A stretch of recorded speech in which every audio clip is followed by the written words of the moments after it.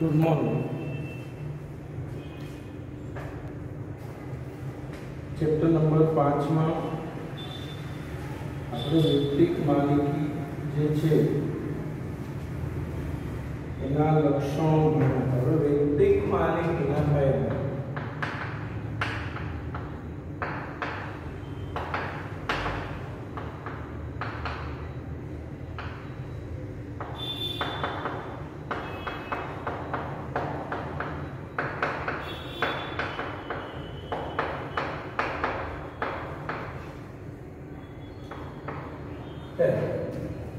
वैयक्तिक मालिकी में सरल स्थापना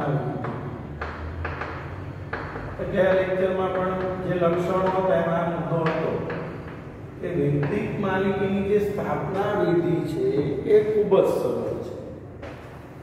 कायदानी कोई अटपटी लांबी विधिमांथी पसार थवुं पड़तुं नथी।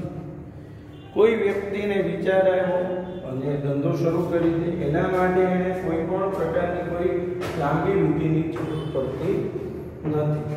જે ભાગીદારી કંપની બધામાં જરૂરિયાત છે એ પ્રમાણે વૈયક્તિક માલિકીની સ્થાપના વિધિ એકદમ સરળ છે।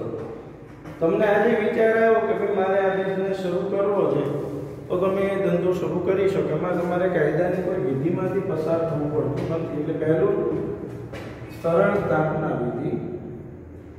वैयक्तिक मालिकीनी स्थापना विधि सरल है। आ प्रथामां कोई पण प्रकारना दस्तावेजो तैयार करवाना होता नथी। कायदानी कोई अटपटी के जटिल विधिमांथी पसार थवुं पड़तुं नथी। आथी ओછી मूડીवाळो अशिक्षित के सामान्य कौशल्य धरावतो व्यक्ति पण धंधो शरू करी शके। ओછી मूડીवाळो अशिक्षित के सामान्य कौशल्य धरावतो माणस पण धंधो शरू करी शके छे। पहलो सरल स्थापना विधि, बीजू ओછી मूडी। वैयक्तिक मालिकीना धंधामां मूडीनी जे जरूरियात छे ए केवी रहे छे? ओછી। तमे ओછી मूडीए पण धंधो शरू करी शको छो। એટલે કે મૂડી ઓછી જોઈએ છે। ઓછી મૂડી એ વૈયક્તિક માલિકીની અગત્યની લાક્ષણિકતા અને વિશિષ્ટ લાભ છે। વૈયક્તિક માલિક ઓછી મૂડીથી વેપાર કરી શકે। વધુ નાણાંની જરૂર પડે તો માલિક ઓછીના નાણાં લાવીને પણ ધંધામાં રોકી શકે। એટલે ઓછી મૂડીથી પણ व्यक्ति है ए धंधो शुरू करी है અને જરૂર પડે તો એ ઓછીના નાણાં લાવીને પણ ધંધામાં રોકી શકે છે। ત્રીજું રહસ્યોની જાળવણી।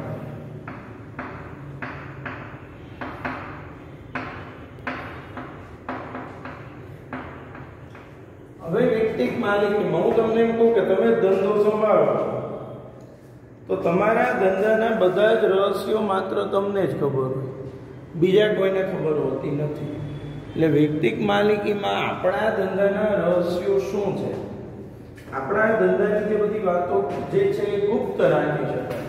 જ્યાં સુધી તમે કોઈને કોઈ વાત નહીં કરો ત્યાં સુધી તમારા ધંધાના રહસ્યો કોઈને ખબર નહીં પડે। તમારી ધંધાની પ્રગતિ કઈ કારણોસર થઈ, ધંધાની પ્રગતિનું કારણ શું, પ્રગતિ માટે કયા કારણો જવાબદાર, આ બધું તમને જ ખબર છે। નો વન નોઝ ધેટ, બીજા કોઈને નથી ખબર। એટલે ધંધાના જે રહસ્યો છે એ ગુપ્ત રાખી શકાય છે, ગુપ્ત રહે। તમે જ્યાં સુધી કોઈને રહસ્યો નહીં કહો ત્યાં સુધી કોઈને રહસ્યોની ખબર પડશે નહીં। જો ધંધાની સફળતાના રહસ્યો ગુપ્ત રાખવા એ વેપારી માટે લાભદાયી હોય છે। વૈયક્તિક માલિકીના સ્વરૂપમાં એક જ વ્યક્તિ સર્વ સત્તાધીશ હોવાથી તે વેપારના સોદાઓ, હિસાબો તથા ધંધાની સફળતાની ચાવીઓ ગુપ્ત રાખી શકે। વેપારના અન્ય સ્વરૂપો કરતાં આ સ્વરૂપમાં રહસ્યોની જાળવણી વધુ સારી રીતે થઈ શકે છે। ચોથું, ઝડપી નિર્ણય। હવે તમે સમજો, જ્યારે વ્યક્તિએ પોતે નિર્ણય લેવાના હોય પોતાના વિભાગના, પોતાના કામના। હવે આમાં તો વ્યક્તિએ પોતે જ નિર્ણય લેવાના છે। કોઈ પણ ધારો કે ધંધા માટે કોઈ તક હોય, કોઈ નવી ઓપોર્ચ્યુનિટી આવી હોય, સસ્તા ભાવે કાચો માલ મળતો હોય, કોઈ પણ વસ્તુ સસ્તા ભાવે ખરીદવાની હોય, હવે ત્યારે નિર્ણય લેવાનો હોય તો નિર્ણય વ્યક્તિએ લેવાનો છે, એને કોઈને પૂછવા નથી જવાનું। જ્યારે તમારે કોઈ પૂછવા ન જવાનું હોય ત્યારે તમે નિર્ણયો ઝડપી લઈ શકો છો। પૂછવા જવામાં સમયનો બગાડ થતો નથી, પૂછવા જવાની જરૂર પડતી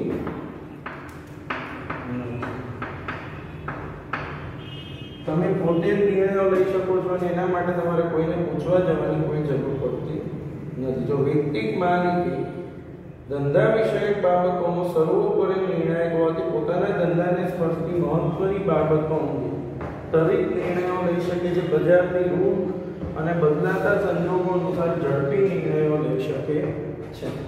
ત્યારબાદ વ્યક્તિગત સંપર્ક.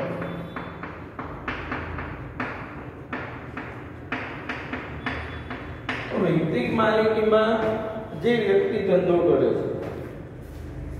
છે એના ગ્રાહકો સાથે સીધા સંપર્કમાં રહે. કારણ કે ગ્રાહક તમારી દુકાને વસ્તુ લેવા આવશે તો એ વસ્તુ લેવા આવશે એટલે તમારો એની સાથે સંપર્ક થશે. તમે એની સાથે ચર્ચા વિચારણા કરશો. એને શું ગમે છે, શું નથી ગમતું, એની જરૂરિયાત શું છે, હજી શું સુધારાની જરૂર છે, કઈ નવી વસ્તુ બનાવવી જોઈએ, આ બધી જ બાબતો આપણને ગ્રાહક જ કહે. ગ્રાહક તમને કહેશે કે ભાઈ આવી વસ્તુ બનાવો તો સારું, આવી વસ્તુમાં સુધારો કરો તો સારું, આ ફેરફાર લાવો તો સારું. તો આ વ્યક્તિગત સંપર્કને કારણે આપણે એવી વસ્તુઓ બનાવવા તરફ આગળ વધીએ છીએ કે જે ખરેખર જરૂરી છે. એટલે વ્યક્તિગત સંપર્ક કયા કારણોસર શક્ય બને છે કે તમે વૈયક્તિક માલિકીનો ધંધો કરો છો એટલે તમે સીધા ગ્રાહક સાથે સંપર્કમાં. તમે જ્યારે કોઈ કસ્ટમર સાથે સીધા સંપર્કમાં રહેતા હોય એટલે તમને ખબર પડે ગ્રાહકની જરૂરિયાત શું છે, એની માંગ શું છે, એને શું ગમે છે, શું ગમતું નથી. તો જો વૈયક્તિક માલિકીમાં ધંધાની માલિકી અને સંચાલન વચ્ચે એક્ય જોવા મળે છે. માલિકી એક છે અને સંચાલન પણ એક છે. માલિકી અને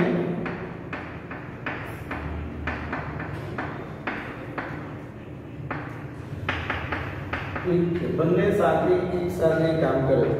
માલિક પોતે જ ધંધાનું સંચાલન સૂત્ર પોતાના હાથમાં રાખવાથી ગ્રાહકો, કર્મચારીઓ તેમજ લેણદારો સાથે તે અંગત અને વ્યક્તિગત જીવન સંપર્ક સાધી શકે છે. બદલાતા વેપાર વલણો, ફેશન તેમજ ગ્રાહકોની રુચિ અનુસાર ઉત્પાદન અને વિતરણ વ્યવસ્થામાં જરૂરી ફેરફારો કરી પોતાનું બજાર સાચવી શકે છે.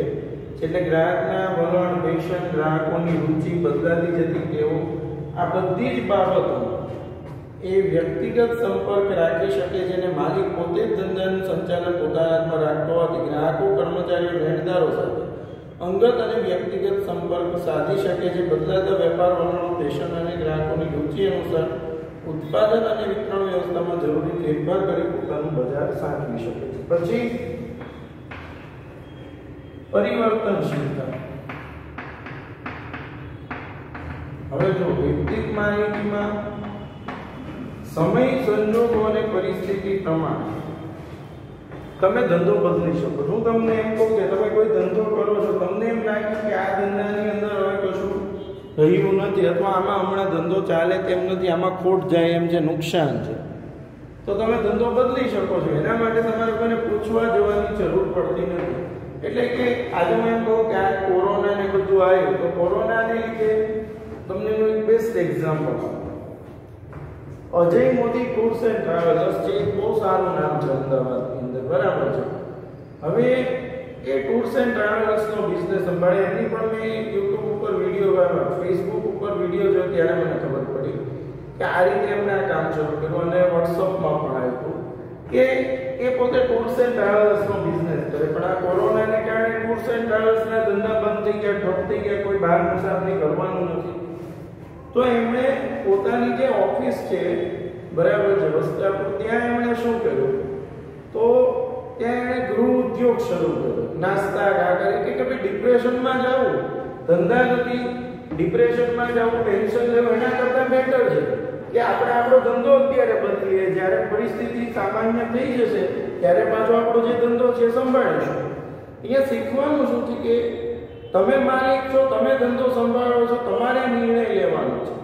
અને જ્યારે નિર્ણય આપણે લેવાનો હોય ત્યારે આપણે સમય, સંજોગો અને પરિસ્થિતિ પ્રમાણે ધંધામાં ફેરફાર કરી શકીએ. એટલે પરિવર્તનશીલતા એ વૈયક્તિક માલિકીમાં શક્ય છે. જો વૈયક્તિક માલિકીમાં બદલાતા સંજોગોની સાથે સાથે માલિક પોતાના વેપારમાં જરૂરી ફેરફારો ખૂબ જ સરળતાપૂર્વક કરી શકે. ઝડપી નિર્ણય અને સતત જાગૃતિને લીધે ધંધામાં પરિવર્તનશીલતા લાવી શકે છે. પછી કરવેરાનો ઓછો.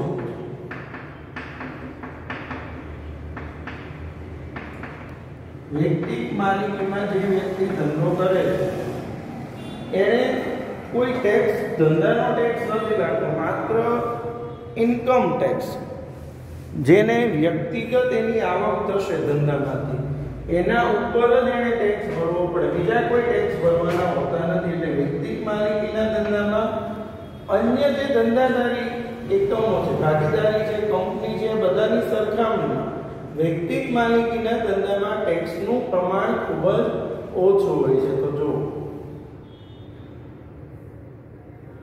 વૈયક્તિક માલિકીના ધંધાની આવક માલિકની છે, એટલે કે તેને વ્યક્તિગત ભરવા પડતા આવકવેરાના દર, વ્યક્તિગત ઇન્કમ ટેક્સનો જે દર હોય એ લાગુ પડે. એટલે એને જે બિઝનેસનો જે ટેક્સ હોય એ કોઈ ટેક્સ લાગુ પડતા નથી. સામાન્ય રીતે વૈયક્તિક માલિકીના ધંધાનું કદ નાનું હોવાથી આવક પણ ઓછી હોય છે, જેથી કરવેરાનો બોજો ઓછો હોય છે. એટલે ટેક્સનું પ્રમાણ ઓછું એટલે કરવેરાનો બોજો પણ ઓછો હોય છે. ઓછા કાનૂની નિયંત્રણ. વૈયક્તિક માલિકીના ધંધામાં કાયદાકીય નિયંત્રણો ખૂબ જ ઓછા હોય છે.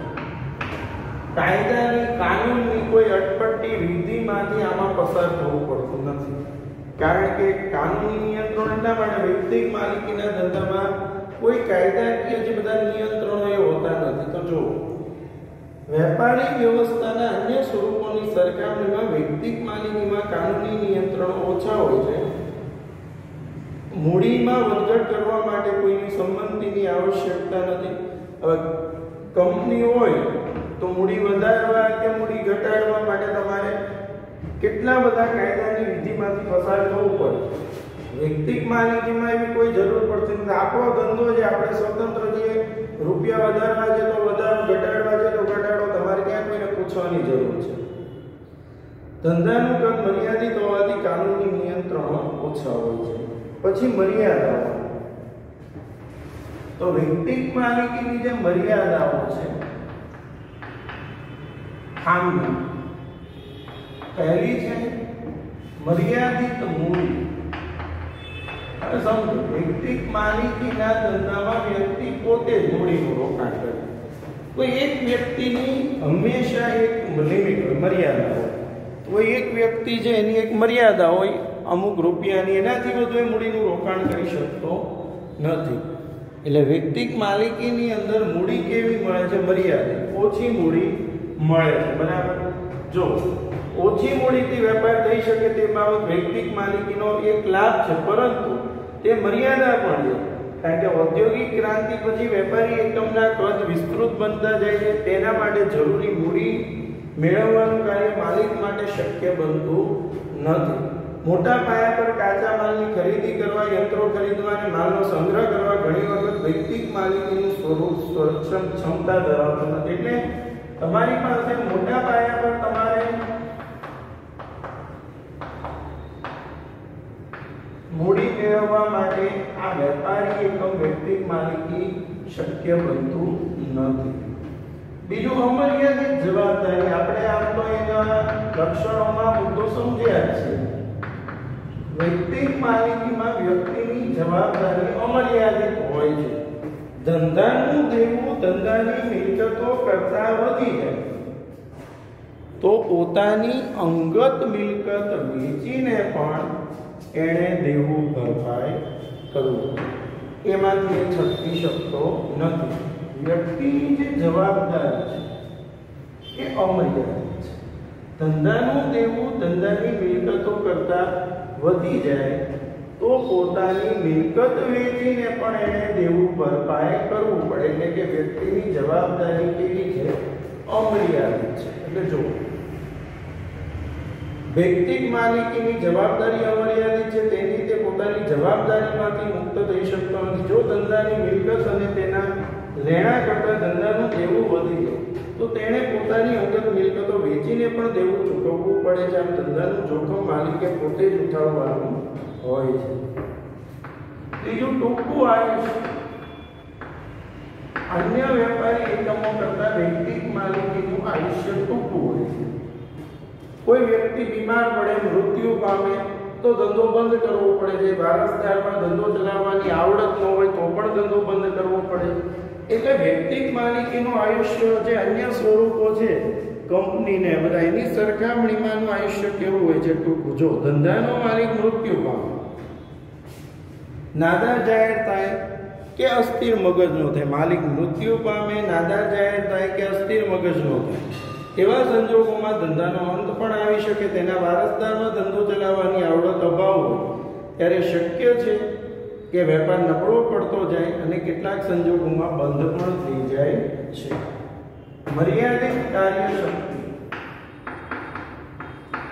વૈયક્તિક માલિકીમાં વ્યક્તિ જે છે એની કાર્ય કરવાની ક્ષમતા મર્યાદિત છે. એવા બધા જ કાર્ય વ્યક્તિએ સંભાળવા, એટલે બધા જ કાર્ય એક વ્યક્તિએ સંભાળવાના હોવાથી એક વ્યક્તિની એક ક્ષમતા અને બધા કામમાં આવડત પણ હોય. એટલે મર્યાદિત કાર્યશક્તિ. તો જો વૈયક્તિક માલિકીમાં પેઢીની નીતિ નક્કી કરવામાં માલિક જવાબદાર હોય છે. દરેક વ્યક્તિની કામ કરવાની મર્યાદા હોય છે. માલિક પોતે જ સંચાલક હોવાથી ગમે તેટલો બુદ્ધિશાળી હોય તો પણ કેટલીક મર્યાદાઓ નડે છે. આધુનિક યુગમાં ધંધા માટે વિવિધ પ્રકારના જ્ઞાનની આવશ્યકતા રહે છે.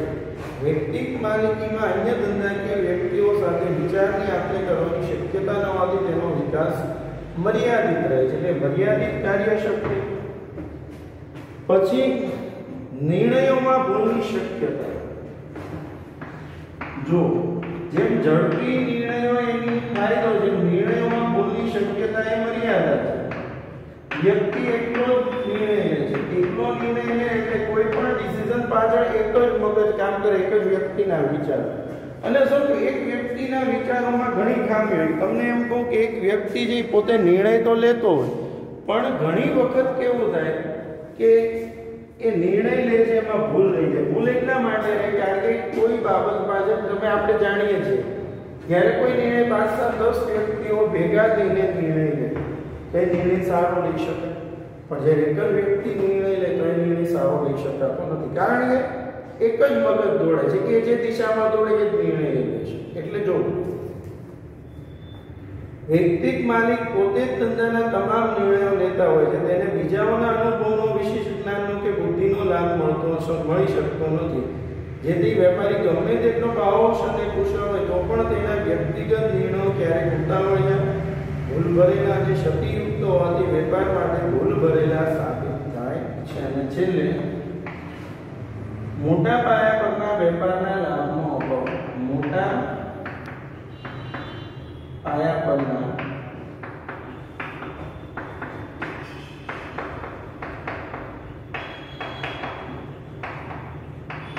વૈયક્તિક માલિકીમાં મૂડીની મર્યાદા છે, સાથે મોટા પાયે તમે ધંધો શરૂ કરો તો એ શક્ય બનતું નથી. કારણ કે વધારે મૂડી રોકાણની વ્યક્તિની ક્ષમતા હોતી નથી. એક વ્યક્તિની એક મર્યાદા છે, એનાથી વધુ એ મૂડીનું રોકાણ કરી શકતો નથી. બીજું, મોટા પાયા પર વેપાર કરવા માટે ઘણીવાર મોટા પાયે કાચો માલ ને બધું ખરીદવાનું હોય, પણ એ મોટા પાયા પર કાચો માલ ખરીદવા માટે જે મૂડીની આવશ્યકતા હોય છે એટલી મૂડી વ્યક્તિ પાસે હોતી નથી. એટલે જે વૈયક્તિક માલિકીને મોટા પાયા પરના ધંધાનો જે લાભ મળવો જોઈએ એ લાભ મળી શકતો નથી. એટલે મોટા પાયા પરના વેપારના લાભનો આમાં અભાવ છે. જો વૈયક્તિક માલિકીમાં મર્યાદિત મૂડીને લીધે વેપાર સીમિત રહે છે, મર્યાદિત રહે. અમર્યાદિત જવાબદારીને લીધે બીજી વસ્તુ જવાબદારી કે અમર્યાદિત છે એટલે વ્યક્તિ મોટું જોખમ લેતા જ કરે કે ભાઈ નુકસાન થઈ જશે તો, મોટું નુકસાન થશે તો, એટલે વ્યક્તિ નુકસાન થવાના ડરથી એ અચકાય છે, બરાબર છે, અને મોટું સાહસ કરવા તૈયાર થતો નથી. નાના પાયા પર ખરીદ વેચાણ થતો હોવાથી મોટા પાયા પરની ખરીદી અને વેચાણના લાભ મળતા નથી. એટલે નાના પાયા પર વેપાર કરે એટલે મોટા પાયા પર જે ખરીદી અને વેચાણનો લાભ મળવો જોઈએ મળતો નથી. એટલે અહીંયા આપણે આ વૈયક્તિક માલિકીના ફાયદા અને મર્યાદાઓ આ બે પ્રશ્નોનો આજે આપણે અભ્યાસ કર્યો. દરેકે આ પ્રશ્નોના જવાબ છે પોતાની નોટબુકમાં લખવાના છે અને તૈયાર કરવાના છે.